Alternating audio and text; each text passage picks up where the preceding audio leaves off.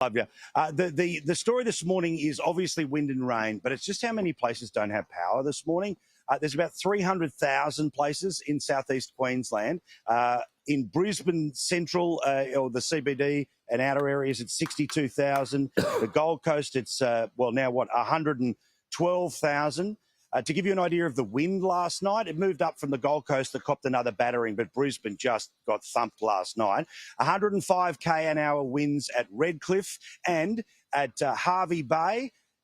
There's been more than 100 millimetres of rain in the past 2 hours. So as we speak, we're at the Energex depot here at Greenslopes. These are the people who are the ones going out in the rain, going out in the wind and trying to get as many places back on. Now, the heartbreaking stuff for them is one step forward, one step back. They were able to get tens of thousands of places reconnected after what happened on Friday night. But they, of course, then got blown around and disconnected by the time we wake up this morning. So plenty more storm. The concern could be flooding. Northern New South Wales, that is its own story as well, after those members of the ADF, many of whom remain in hospital this morning.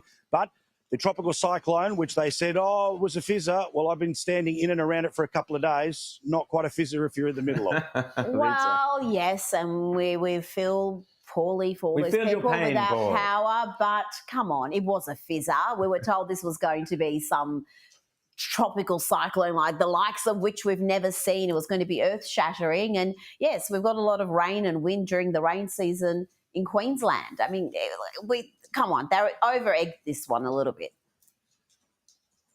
Well, the problem is, right, is that for obvious reasons, all they've got is satellites and the rest of it. It's not on a train track, so they don't know exactly where it's going to hit. In terms of its intensity, look, I think it's a relief, right? Now, normally I'm completely with everyone about, politicians